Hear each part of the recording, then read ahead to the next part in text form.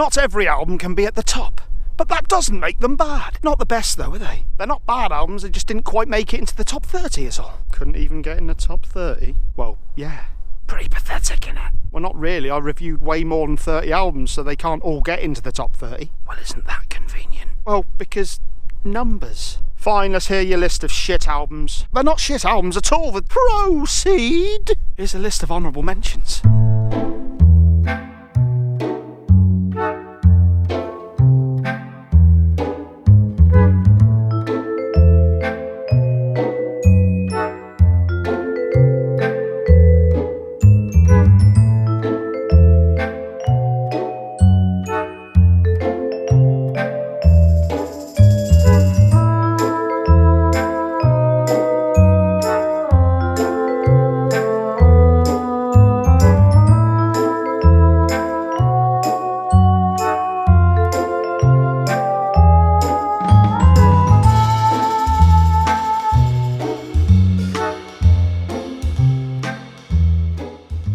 Okay, so tomorrow begins the countdown of my top 30 albums of the year. But before we get there, I thought it'd just be good to put out a quick list of honourable mentions because there's been a lot of great stuff. First is Vain with Aerozone. Imagine Code Orange mixed with Dillinger Escape Plan playing an early Slipknot album, and that's kind of what you get on this album.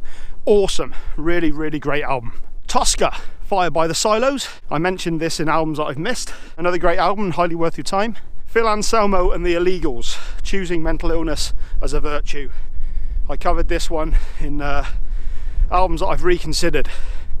Originally I was quite scathing of this one, but it's grown on me a lot. Highly worth checking out. Another shout out to Corrosia, first unsigned band that I've done a review for, but I genuinely enjoyed their debut album, which came out this year, and I highly look forward to what they do next. Architects with Holy Hell. This one might surprise a lot of people that it didn't make it into my top 30. I think it's a great album, I really do. I also find a lot of Architects music very weighty emotionally. It's not always the most enjoyable thing for me to put on. So that's why I didn't quite get into my top 30. But fantastic album nonetheless. Next up, Hugsja by Hugsja. Another album by Ivar Bjornsson and Einar Selvik, based on Norse mythology and all played with ancient Norse instruments. An absolutely gorgeous album. Highly recommend you check this one out. Absolutely stunning. Emigrate with A Million Degrees. This one only came out a couple of weeks ago and it took me off guard. I wasn't expecting it, and I was really shocked with how much I enjoyed the album. A lot of 80s influences in it, as there has been with a lot of albums of this year actually, and one that I thoroughly enjoyed and highly worth your time checking out. I have to give another shout out to Warrell Dane and Shadow Work. This was sadly the last album that he worked on before he tragically passed away, and the rest of the band finished the album off to get it out there. Some really great stuff on here, very well done. Tragically we won't hear any more from Warrell, but a fitting tribute to the man. Wonderful album. OC's Smoke Reverser, another one that's just a really great album. Really sort of garage rock, acid fuzz, 70s infused progressive music, very much akin to kind of like King Gizzard and the Lizard Wizard mixed with Uncle Acid and the Deadbeats. Absolutely glorious album. Jack White with Boarding House Reach. This is another one of those albums that people either loved or hated. I loved it. I thought this was a great album. Very Miles Davis inspired, jazz, blues, R&B. Some fantastic stuff on here. Very well, a lot of people were put off by how experimental it is. I say those people are fucking morons. Napalm Death with Coded Smears and Other Uncommon Slurs. This was a double album. I think this is all sort of unreleased stuff and B-sides, but it's amazing how much good stuff there was on here, and considering how unrelenting it all is, it's amazing the sort of versatility that is actually on display on this album. Napalm Death, a glorious band, and one that continually puts out great music. Next up, Tesseract with Sonder. Very dynamic album, a lot of peaks and troughs. Again, maybe this should have been a bit higher. Maybe this should have been in the top 30, but it isn't. But it's still good.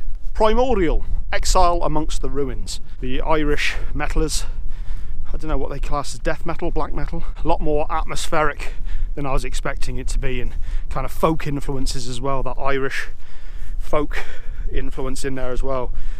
And just some really, really stunning stuff on here. God damn, so many good albums this year. From one Irish band to another, Therapy with Cleve. Always loved Therapy. Such a great band, such an underrated band, one of those bands that should be way, way more popular than they are. But they've always stuck to their guns and just done what the hell they want. And it's one of the reasons I respect the band so much. But yeah, this was a great album. Ken Mode with Loved. This was a disturbing album. There were some real disturbing lyrics on this. A lot of noise, dirge, sort of sludge, droning riffage, but with some really frenetic Code Orange-esque style riffing going on in there as well. Some more progressive elements. Really dark, but enjoyable album. A Perfect Circle, Eat the Elephant. Again, another one of those albums that got quite a kicking from some reviewers, but I enjoyed it thoroughly. Much more laid back and subdued than some of their other stuff. Certainly not the sort of thing that a Tool fan would be wanting, but I thought there was actually some really, really glorious stuff on this album. God is an Astronaut, Epitaph. This was a really beautiful album. Post-rock, I think it's classed as. The subject matter for it was really dark. I think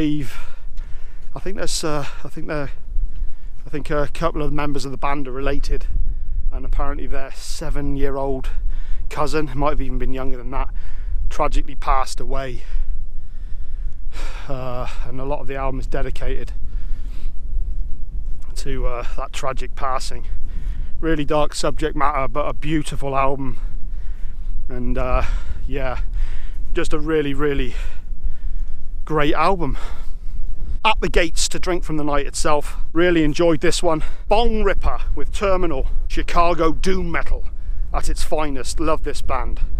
Highly worth checking this one out. And the last one I would say is Darren Malakian and the Scars on Broadway with Dictator. Not quite System of a Down, but not a bad album by any stretch. I really enjoyed this one. That classic Darren Malakian writing style of just these songs that just kind of worm their way into your head. They're just so hooky and enjoyable to listen to.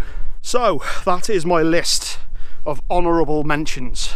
Tomorrow I will be starting off finally my top 30 albums of 2018, and I will be going from number 30 down to 21. But until then, just go away, just do something with your life, but come back tomorrow, please, please, please.